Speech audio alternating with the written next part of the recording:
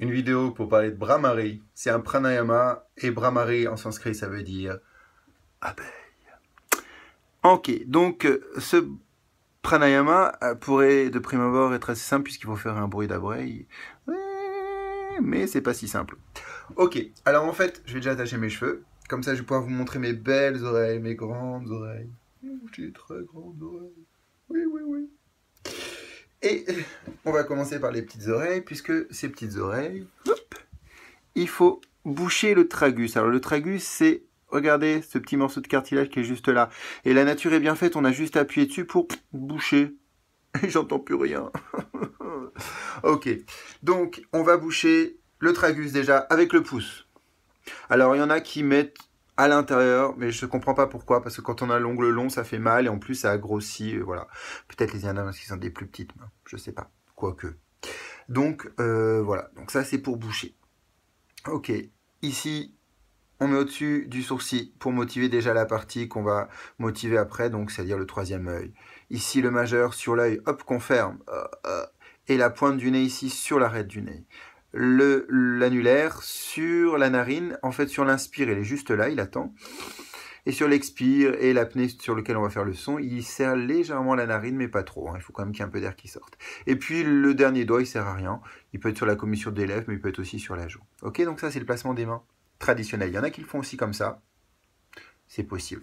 En tout cas, il faut qu'on bouche les oreilles et qu'on ferme les yeux. D'accord? Et un effet cocon. À quoi sert Brahmari? En fait, Brahmari, c'est un pranayama qui travaille sur la zone ORL. Alors, on dit souvent qu'il est bon pour le sommeil et qu'il est bon pour le stress. Ce qui est vrai parce qu'en fait, normalement, la vibration ici va venir derrière, vibrer, juste là, au niveau du troisième œil, au niveau d'Ajna, donc le chakra de la concentration. Deux glandes qui sont l'hypophyse et l'épiphyse qui, par exemple, sécrètent la sérotonine, donc l'hormone des humeurs, et la mélatonine, donc l'hormone du sommeil. Outre ce travail donc sur ces deux glandes, il va, avec donc toujours cette résonance de son, dilater légèrement les sinus. Donc pour les gens qui ont des problèmes de sinusite, c'est très bon. Il va également relancer la circulation sanguine au niveau des yeux. Donc si vous avez des cernes, des problèmes de congestion, c'est bon aussi. Et enfin au niveau des oreilles, il va travailler donc sur les oreilles internes. J'ai beaucoup de mes élèves qui ont des problèmes d'acouphènes et qui bizarrement voient leurs acouphènes vraiment se baisser et se soigner avec ça. Donc voilà, vous pouvez essayer. Et également pour les gens qui ont des problèmes d'oreilles internes, puisque quand on a des petits cristaux qui donnent d'ailleurs des fois des vertiges, et ben c'est voilà, les vibrations vont permettre justement de nettoyer un petit peu tout ça. Donc nettoyage de la zone ORL et on travaille donc sur les glandes épiphyse et hypophyse. Alors après, il y a deux façons de le faire. Donc le placement des mains, il y en a deux. Et au niveau du son, c'est pareil. Vous avez soit la possibilité de faire un son d'abeille, mais qui ressemble un peu à un bourdon, en fait, qui est la version traditionnelle, qui donne un médium comme ça. Okay.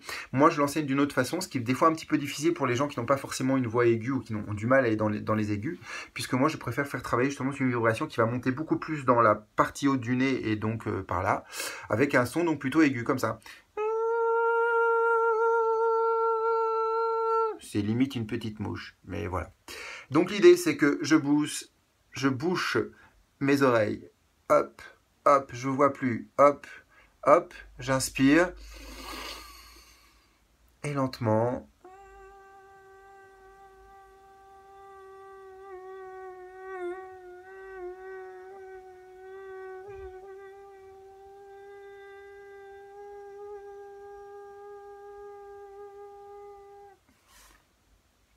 Et à chaque fois, ça fait des petites étincelles dans les yeux. Voilà, là je fais qu'une vague et très courte. Hein. L'idée c'est d'en faire plusieurs. Normalement vous pouvez faire ça pendant 3-5 minutes. Commencez avec 5 vagues et puis ensuite avec 6, 7, 8, 9, 10 comme vous voulez.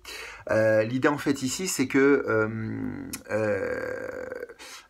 il faut inspirer. D'accord, donc sans son. Et le son se fait sur un mélange d'expire et d'apnée. C'est comme quand on parle pas tout le temps dans l'expire comme ça. On alterne un peu les deux, on module, on est subtil, c'est normal. Et donc, voilà, l'idée c'est vraiment d'avoir ce son qui est dans un mélange d'apnée et d'expire. Et pensez des fois légèrement à boucher la narine ici avec l'annulaire sur l'expire et à la relâcher bien sûr sur l'inspire pour pouvoir prendre. Donc l'inspire est rapide et profond pour faire une réserve d'oxygène. Et l'expire et l'apnée par contre est très lent parce que l'idée c'est de rester le plus longtemps possible dans cet état de résonance pour vraiment faire travailler donc ce pranayama et en avoir les bienfaits. Brahmari, l'abeille. Voilà.